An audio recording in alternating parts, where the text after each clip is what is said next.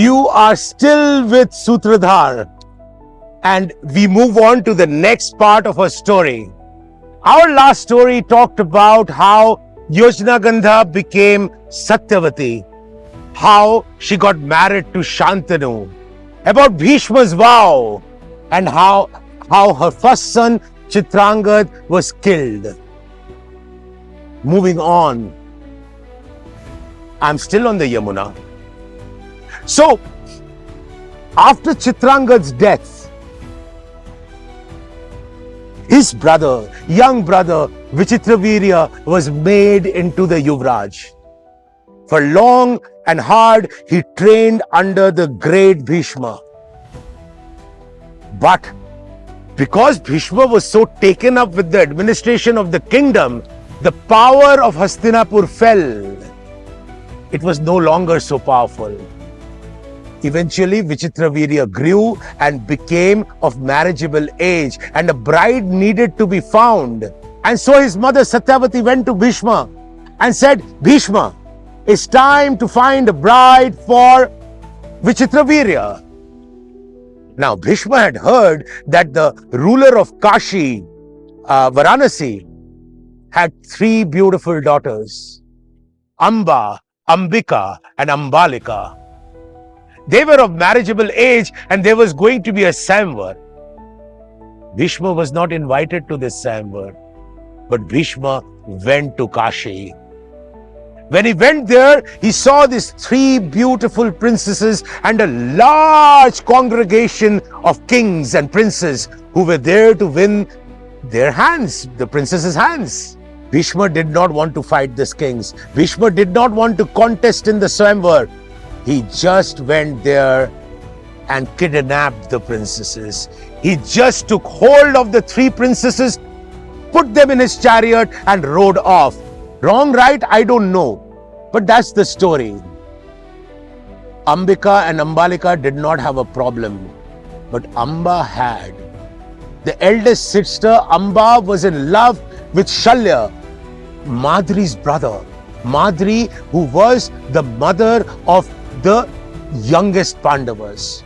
Later on, of course, Shalya and other kings came and attacked Bhishma, but they were no match for him. Amba protested. Amba told Bhishma, how can you kidnap me without my acquiescence? How dare you do that? I am in love with Shalya, and I want to get married to Shalya. Bhishma bowed down his head, apologized, and sent her to Shalya. But when she reached Shalya, Shalya refused to accept her as his wife. Shalya said, you were already taken by Bhishma. His ego was hurt. He really did not love her. He said, you were already kidnapped by Bhishma. God knows what you have done with him. I don't want to accept you. Please get lost from here. Amba was devastated. So she went back to Hastinapur, where celebrations were underway for Vichitravirya's wedding with Ambika and Ambalika, her 2 younger sisters. She went back to Bhishma and said, Shalya has not accepted me. You kidnapped me. So you need to marry me. Bhishma could not deny that he felt a strong attraction to Amba. But he remembered his vow just in time and said, Lady, I cannot marry you. I have taken a vow not to get married. So you must forgive me. Please go and choose anyone else you want, but don't tell me. Amba cursed him. She ran away to the forest and started doing penance.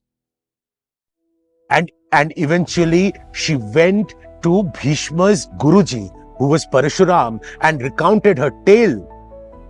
Parashuram said, Itni si baat hai, itni si choti si baat hai. That's all. I will go and talk to Bhishma. Bhishma can never ever go against me. So Parashuram went to Bhishma. Parashuram went to Bhishma and requested Bhishma to marry Amba. Bhishma refused, and Parashuram said, "How dare you go against me?" and challenged him to a duel. Parashuram tried strong and hard, but Bhishma was unbeatable. He was, after all, the greatest warrior that the world had ever seen. Even Parashuram could not stand against Bhishma. Parashuram accepted defeat and said, "Do what you want to, but spare a thought for the girl." And Bhishma admitted to his master, I do like her a lot, but my vow is bigger than me. That is why I am known as Bhishma. My vows are my identity. I cannot leave that." Parashuram went back disappointed. Amba was devastated. She went and prayed and sat in penance till she lost all her beauty and became an emaciated skeleton. Eventually, the gods appeared in front of her and asked her what she wanted. She said, "I want revenge. I want to kill Bhishma. I want to destroy the Kuruvansh. They are the cause of all my miseries." She was given a garland. Said, whichever prince takes this garland as his own will be able to destroy Bhishma. So she went from kingdom to kingdom and eventually came to Panchala, where the great king Drupad, another of Parashuram's students, sat. Drupad listened to Amba. He sympathized with her. But when he heard that the man on the other end was Bhishma, he rejected the garland. He rejected the garland and said, No, I can't do that. You ask for anything else, but don't ask me this." Amba was disappointed. She hung the garland in one of the pillars in the Panchal Raj's kingdom and went away to the forest and burned herself to death. She was eventually born as the Panchal Raj's firstborn, Shikhandi. Shikhandi would eventually kill Bhishma, but that's another story. Meanwhile, Vichitravirya got married to Ambika and Ambalika, and they spent their days in honeymooning, basically. Bhishma was ruling the kingdom on their behalf, on Vichitravirya's behalf. But Vichitravirya had tuberculosis and died without any sort of children. Satyavati went to Bhishma and said, "Bhishma, the reasons of your vow are no longer valid. You need to take Amba and Ambalika as your wives and have children with them." Bhishma was repulsed. He said, "What the hell are you talking about? They are my brother's wives. How dare you suggest such a thing?" Satyavati tried to convince Bhishma for a long time, but Bhishma was not to be convinced. In the end, Satyavati retired to her chambers.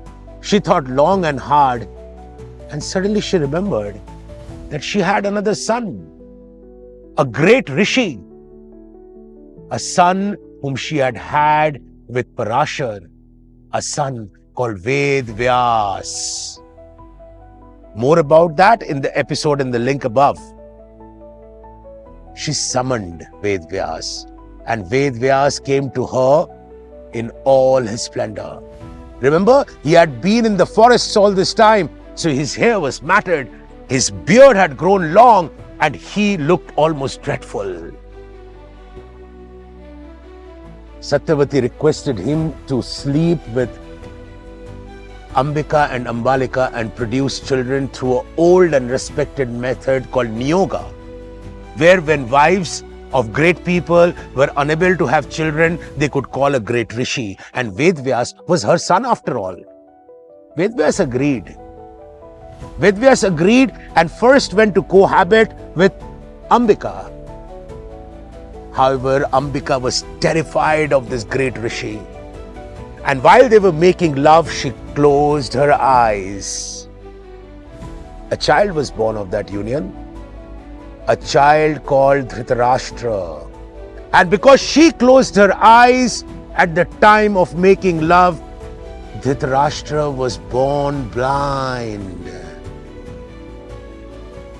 So Satyavati requested Ved Vyas to sleep with the second wife. And he agreed. And then he slept with Ambalika. Ambalika knew about the problem that was there with her sister, so she did not close her eyes. But looking at this great figure, she became pale, almost white with fear.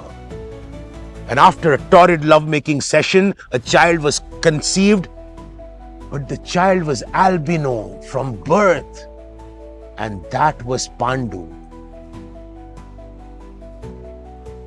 When Ved Vyas told his mother Satyavati of the reasons for him being an albino, for Pandu being an albino, and for Dhritarashtra being blind, Satyavati requested him to make love to Ambika again, said that she would explain things to her, and Ved Vyas agreed again. The night was dark.